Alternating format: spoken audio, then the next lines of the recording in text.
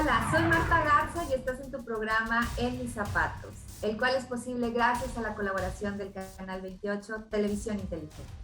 El día de hoy nos acompaña un expositor de lujo, el doctor Josep Redorta, quien es abogado con larga trayectoria profesional, doctor en psicología social, mediador reconocido por el Centro de Mediación Familiar de Cataluña y árbitro del Tribunal Laboral de Cataluña. Muchísimas gracias, doctor, por estar el día de hoy, por su generosidad y su tiempo al brindarnos este espacio y poder platicar sobre los mecanismos alternativos que yo sé que le apasionan y sabiendo que es un gran impulsor de la mediación en su país y a nivel internacional. Muchísimas gracias por estar con nosotros.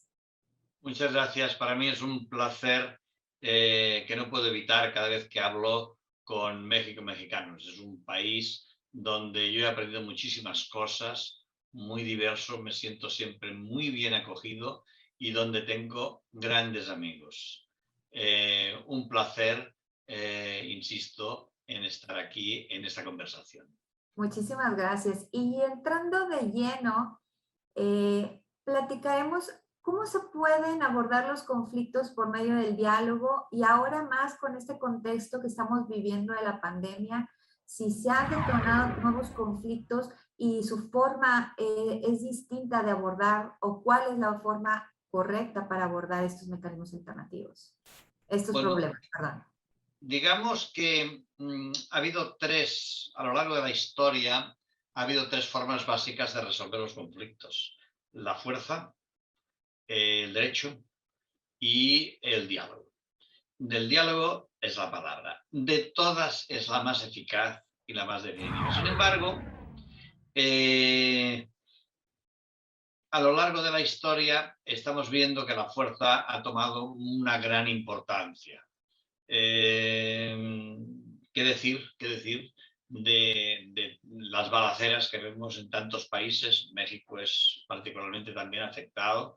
Bueno, es una forma de imponer cada uno su verdad.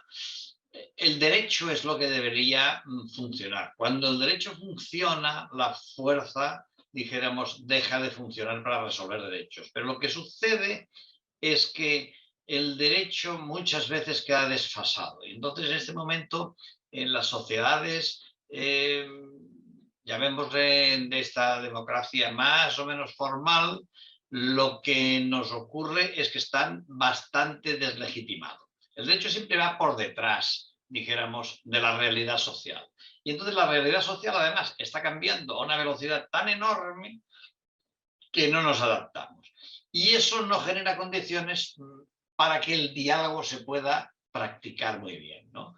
Entonces, uno de los problemas de la mediación es que para según qué casos y según qué condiciones funciona muy bien. Pero en según qué otros casos hay que ampliar el concepto de mediación.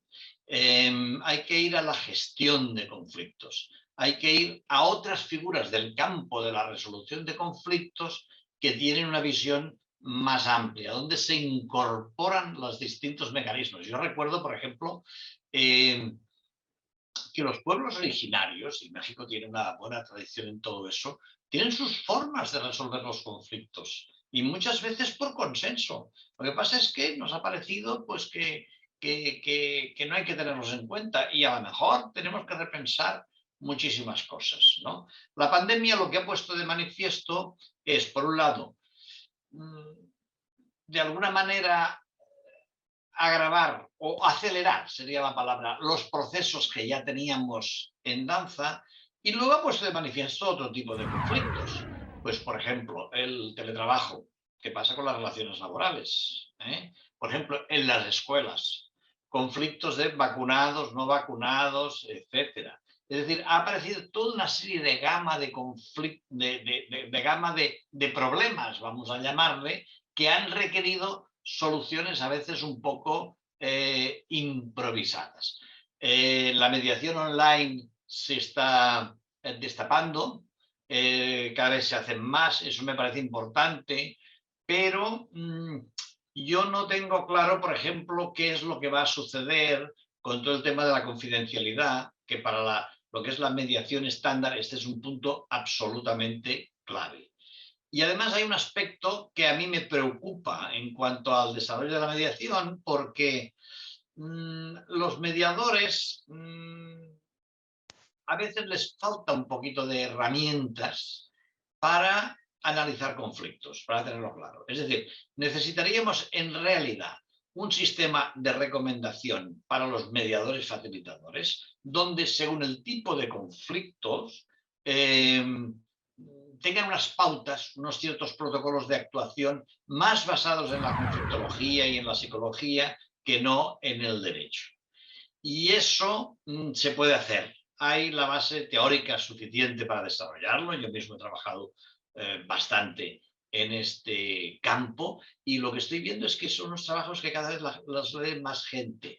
Porque si el mediador, si el facilitador conoce ya muchos casos, cómo se han resuelto de ese tipo de problemas, sería un poco casi la jurisprudencia de la mediación. Estoy utilizando una palabra que viene del derecho. Si tuviéramos la jurisprudencia de la mediación, que insisto, puede hacerse utilizando herramientas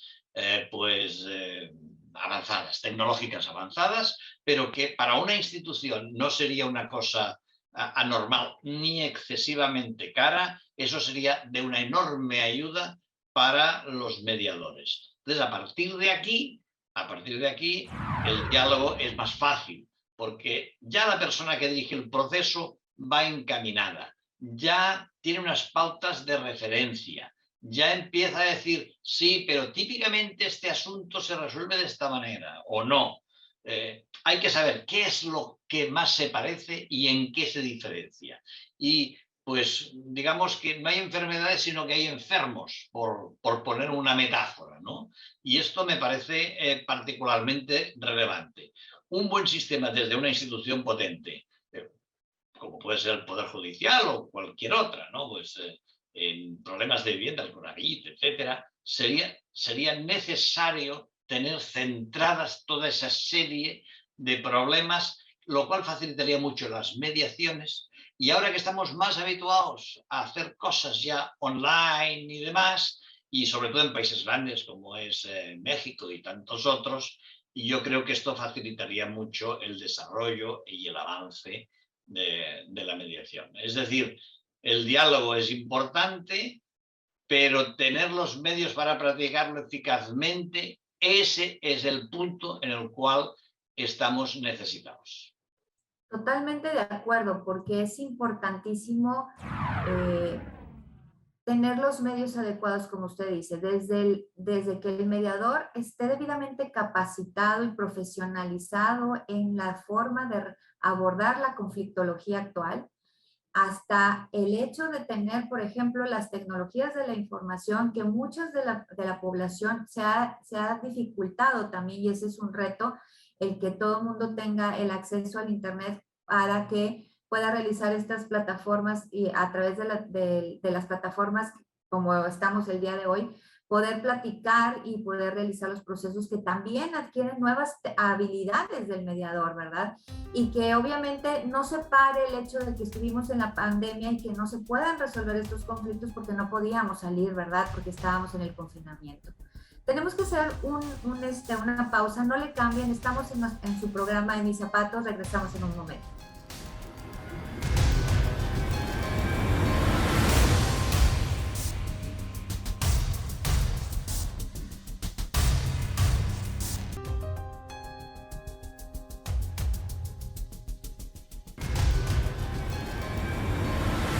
Ya estamos de regreso en tu programa En Mis Zapatos. Estamos platicando con el doctor Joseph Redorta sobre los conflictos, la necesidad de que los mediadores tengan todas las técnicas y habilidades y preparación y profesionalización y los medios adecuados para poder ayudar precisamente a resolver los conflictos, y que dentro de la pandemia ha sido un poderoso acelerador de alternativas para poder que esta alternativa sea la primera elección de la gente para solucionar sus conflictos.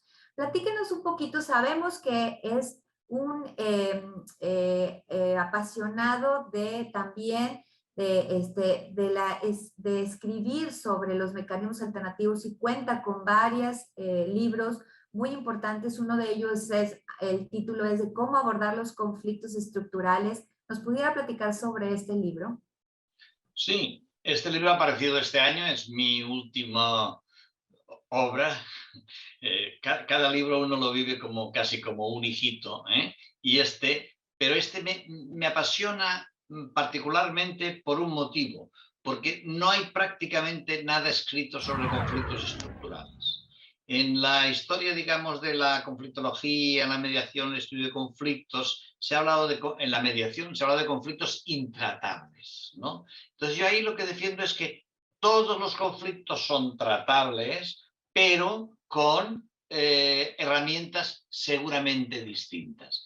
Y lo que se ha llamado intratable es porque de alguna manera ahí hay cuestiones muy vinculadas a las relaciones de poder, etcétera. Un conflicto intratable casi siempre es un conflicto que nos desborda. Es decir, vamos a decir, yo qué sé, la corrupción en México o la profesionalización de los mediadores. Todo eso son conflictos estructurales. Los conflictos estructurales tienen unos elementos básicos. Por ejemplo, típicamente se han cronificado. Es decir, es un asunto que dura de años, que no se ha resuelto. ¿Por qué? Porque una persona sola no lo puede resolver. Acostumbran a tener, tienen siempre, vamos, una ideología marcada. O sea, estoy pensando, por ejemplo, en los conflictos medioambientales, ¿no? Ves una fotografía, ves una mina donde se está extrayendo, yo qué sé, plata, por ejemplo, y ves la comunidad al lado en unas condiciones pues de auténtica miseria. Dices, bueno, pues aquí hay algo que está fallando. No todo tiene que ser, dijéramos, beneficio para los accionistas. El beneficio para la comunidad también tiene que estar. Tiene que haber una concienciación de que ese es un problema, porque a veces, ¿cómo decirlo? ¿No? Por aquí circula un chiste donde a veces se dice, bueno, ¿qué es peor, atracar un banco o fundar un barco? Es decir, entre la violencia estructural y la violencia física, la física está muy mal vista, pero es que a veces la estructural es mucho más perniciosa y es silenciosa. Y no hay conciencia. Por ejemplo, la comida basura. La comida basura sabemos que producirá efectos en la salud a largo plazo.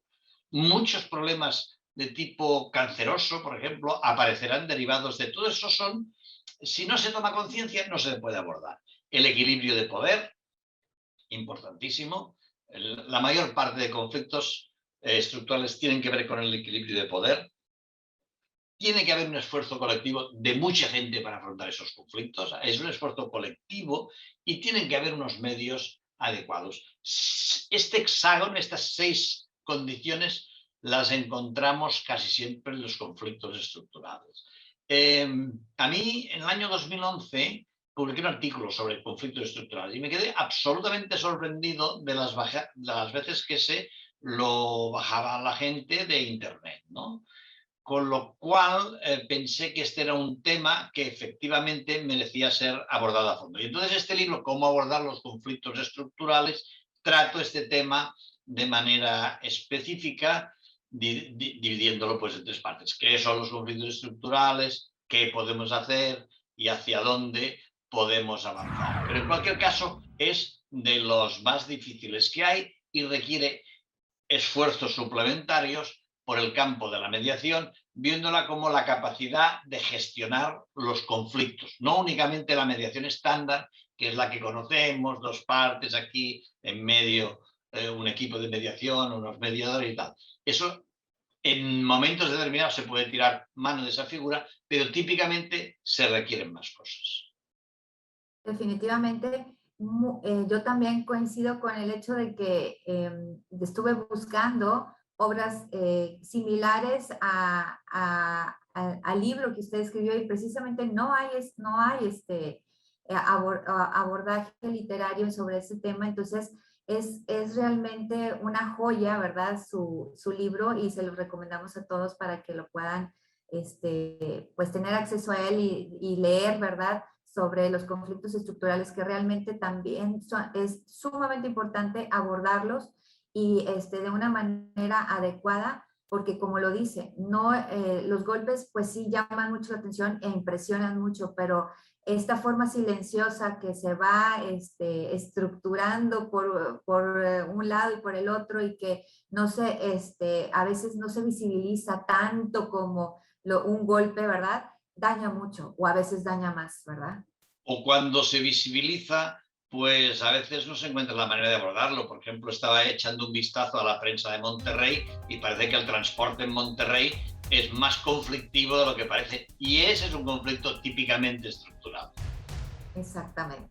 Tenemos que hacer una pausa, no le cambien, estamos en mis zapatos, regresamos en un momento.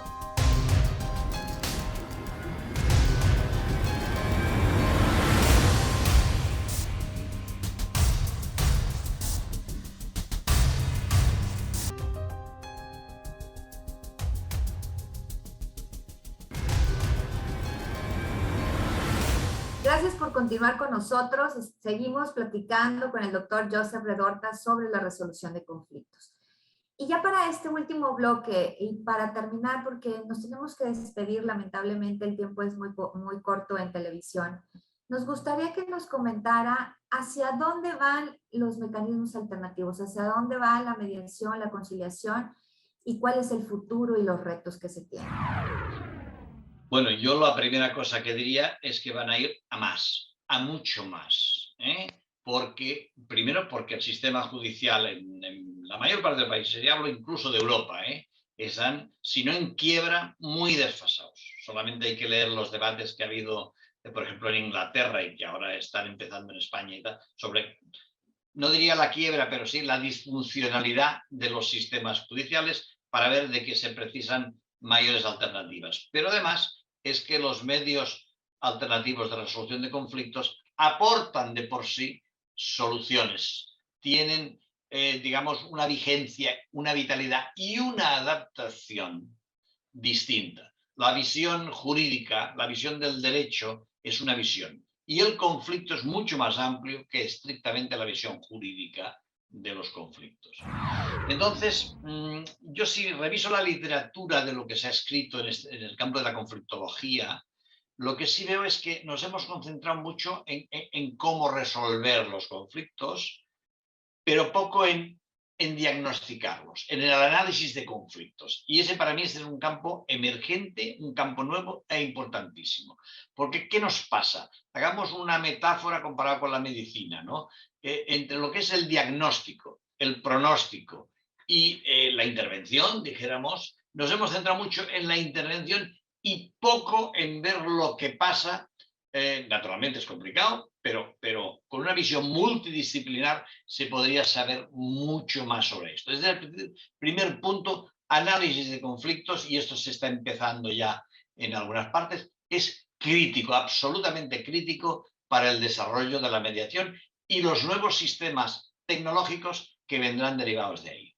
En segundo lugar, ampliar la visión de la mediación estándar, dejarla como una herramienta muy útil, que es la que aprendimos, que está ahí, pero ampliar el campo a muchas más figuras. Yo en un libro que es Manual para la Gestión y Resolución de Conflictos, recuperé hasta 50 figuras de resolución de conflictos que pueden ser utilizadas y que de hecho están siendo utilizadas, pero no en la medida en que sea necesario. Por lo tanto, eso creo que tiene que recuperarse y tiene que sentirse como un campo importante de desarrollo. En las empresas hay un tema que está empezando a emerger importante, que es el desarrollo de sistemas integrados de resolución de conflictos. Pongamos el caso de un hospital, y sigo con la medicina, ¿no? El hospital sabe que le van a entrar urgencias, no sabe quiénes son, pero que le va a entrar un señor pues con un brazo roto, con el hígado no sé qué, con tal. Entonces, rápidamente tienen que hacer un protocolo para este asunto se trata en traumatología, este otro se trata en medicina interna, etc. Lo mismo las organizaciones con sus propios conflictos, que los tienen y los seguirán teniendo porque el conflicto forma parte de nuestra vida, dijéramos, ¿no? Por lo tanto, el sistemas integrados de design systems para resolver conflictos, este es un campo donde se necesitarán especialistas y pasan muy pocos años para que esto sea así. Las empresas los reclamarán, porque además los costes legales serán importantísimos y además se puede resolver internamente, ¿no? Bueno, este sería todo un campo para hablar solamente de eso. Y luego está lo que yo le llamo la mediación apreciativa, que es un poco la facilitación.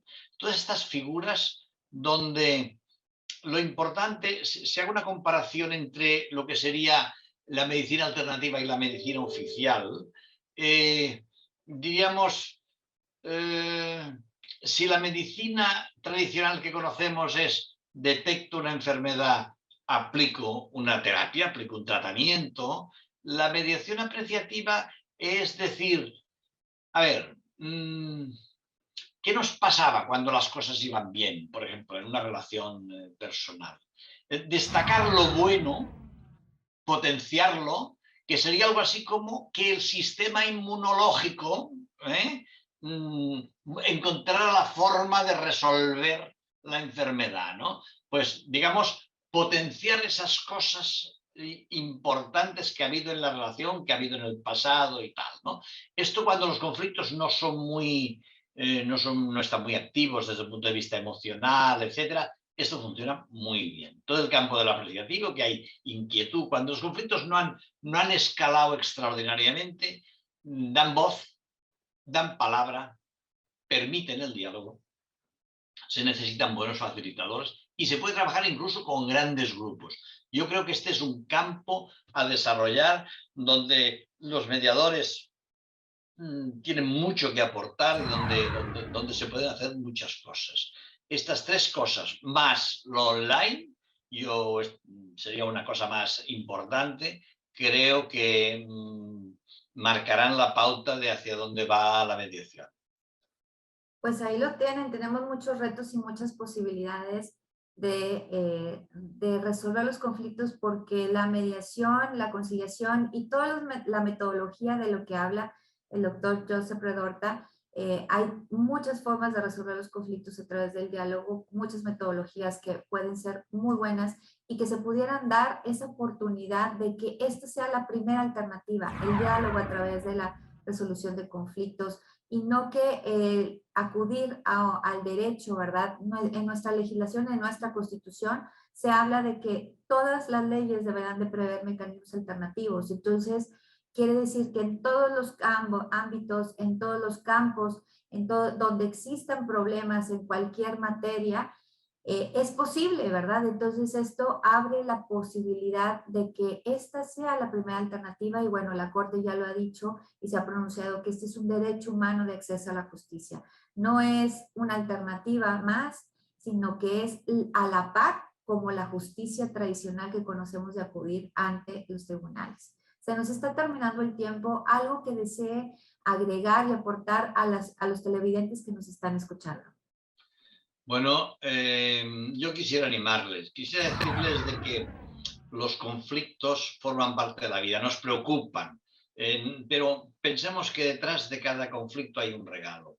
Hay que poner los medios de manera de que cooperar a la solución de lo que hay. Digamos que hemos vivido una época donde la palabra competitividad nos ha estado impulsando nuestra acción. Vamos a ir entrando en otra época donde la palabra cooperación va a ser la palabra imprescindible, donde nadie estará en posesión de la verdad. Tendremos que construirla día a día entre todos y para el caso concreto. Muchísimas gracias por sus valiosas aportaciones en el tema. Nos quedamos con la palabra cooperación entre cada uno de nosotros y agradecemos que nos hayan acompañado el día de hoy, no sin antes invitarlos a que nos manden sus opiniones y comentarios en las redes sociales y teléfonos que aparecen en su pantalla. Yo soy Marta Garza y esto fue En Mis Zapatos.